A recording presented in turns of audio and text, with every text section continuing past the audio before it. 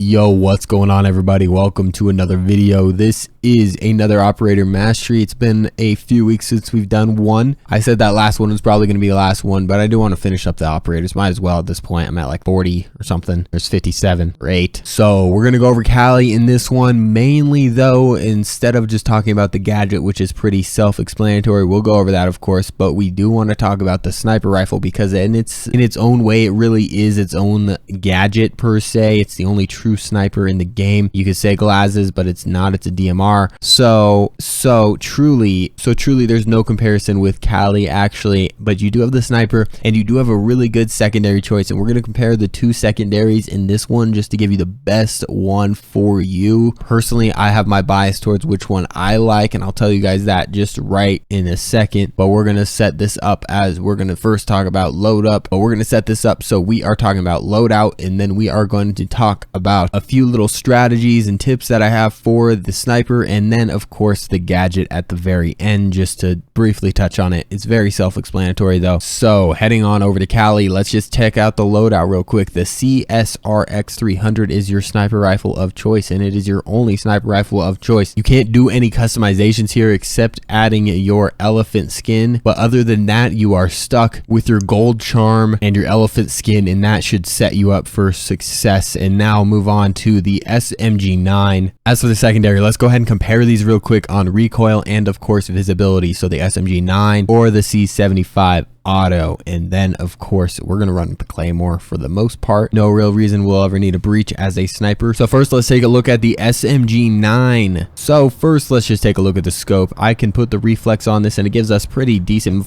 visibility, pretty much everything you can see with any other reflex gun, and that's pretty nice. And as for the recoil on this bad boy, if I do not do anything, you could see where this thing goes. It stays pretty steady for the first 8 bullets, and then it goes, it's in horizontal recoil. Easily pretty correctable, and you can keep it in a general proximity. Even though the gun is still pretty shaky, it still stays in a pretty general proximity. Keep this little line marker at the back of your mind because we are now going to take a look at the C75 auto. Okay, all right, to make this very similar in weapons, I did not put the suppressor on it. It does not help it at all, but I just did not. So first let's take a look at the visibility. As you guys can see, is just a big massive dot that at range you could see that there is definitely going to be an issue there. For example, pretend like this a little bottom headlight is a person. You will see that if we do this, it is quite a difficult task, and as it should be. I mean, it's a machine gun pistol, but the SMG9 gives you at least some visibility, and that's where I give it the advantage. Other than that though, if we just look at recoil perspective, it's actually pretty manageable from for the most part. Uncontrolled, it's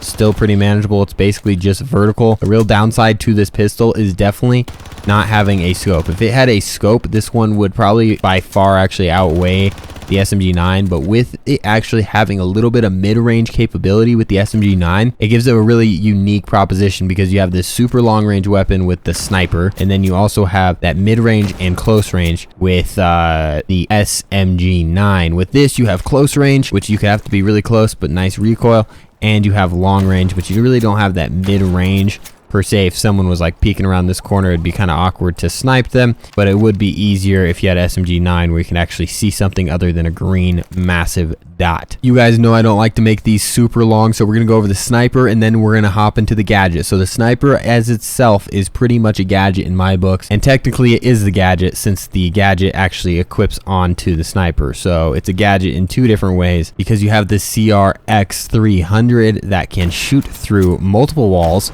and this is the best example of it because there are so many walls by this bank area, and you'll see that we are going all the way to basically the stock room. If you know where that is very far, and we can go through every wall and we could still have maximum bullet velocity even once we are going through every single wall on the entire map. This is why this is so powerful, and you might see this strategy played a lot on this specific map because of this specific strategy. Other than that, you're looking at a sniper that is set at just a standard amount of range, and you can hit B or whatever is your changing sight weapon, and that will bring you to a 12x zoom, which, as you guys can see, puts us pretty deep in there. So you guys could see what we're looking at. We're looking at the hallway through the entire janitor room. So that is something to be pretty hyped about. All it really matters though is if you have those CSGO flicks and that reaction time to just pull the trigger whenever you see someone in your lines of sight. That's the hardest part. And the next hardest part is if you don't get that headshot, you most likely are going to down them. Don't get me wrong, this sniper is very, very damaging, but if you do not hit them in the torso, it does not become a one-shot kill. It actually does take multiple bullets, and that is only the limbs. So think legs and arms. So just avoid that. Try to hit the torso every time, and you'll at least get that down, if not a full kill instantly. So now let's look at the True Real gadget. This thing has 3 meters of actual range, and it is equally destructible on both sides of the garage door. Once you do something like this, both sides of this door are going to get exploded on. So this hurts not only friendly gadgets but also the enemy gadgets. So if there are bandit charges, mute charges, a Jaeger sitting on it, anything, it is going to destroy it just by pressing the click there and letting it explode. It has one of the fastest detonations, definitely the fastest out of all the EMP type operators like Thatcher or pretty much any of the drone operators or anything like that. Now, pretty much everything can be destroyed if it is within the LV Lance's radius. As I've said already, mute, Jaeger, but you're also talking, and you're not limited to, like Maestro, Echo Cams. The more you use this operator, you're going to find yourself destroying things that you definitely did not think were on the other side of this wall or even near the end of the side of this wall. But you could use that to your advantage anytime they have a castle or any funky business like that. Keep in mind, this should never be used as a thing that you need to hit players with. Just use your sniper rifle. You don't need to use this because it only does 4 damage. But I think whenever you're picking Kali, and this is why I said I'm only going to briefly touch on the operator gadget, is because it's so simple. You're not playing for one or the other. You're playing for the sniper. Also the opportunity to play kind of a Thatcher role in a sense. It's a little different, but you still do support the hard breach operator, which is always a big thing for us. Because you got to keep in mind with this sniper, it is a one-shot kill to the torso on 1 armors. 2 and 3 armors will be down, but 1 armors, you can instantly one-shot them in the torso and completely full kill them. That is really the power with Kali. You're not talking about a little explosive that can destroy a few bandits. To me, it's more of like the frosting on the cake type thing. I think I would probably still play Kali even if she just had a sniper, because it is really fun to play. But don't make yourself limited in anything. Just remember what is possible with this operator. Remember that you have a sniper rifle that can do so much and can actually be so versatile. You could play from above and do your thing up above,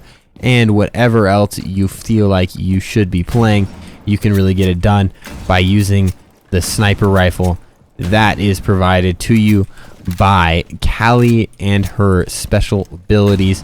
They really make it quite a balanced operator, something that's useful but still pretty good if you become good at sniping, which is pretty rewarding in the first place. So this is one of the most rewarding operators, but I hope everyone at least tries out Kali, tries to spend some money there, and actually try to get some reward out of the game by getting good at something instead of just expecting a really good operator with a really good gadget, etc.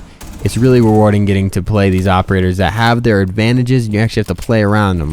Like here, you're still at a mid-range disadvantage, but you're not at such a handicap that you're just gonna die. It's one of the more balanced operators in the game, IMO, and I recommend you guys give it at least a shot. So that's gonna do it. Hopefully you enjoyed this Kali video. I want to get more of those spot videos out for other things. It just happens to be that those get less views than everything, just because I think a lot of people just want like shortcuts or something and don't want to actually have to learn stuff. But that series is down below also, or is it in our playlist? It's called Advanced Operator Guides or something, and all of that stuff is sealed behind the cases for me. But that's gonna do it for us. Have a great rest of your day. Peace.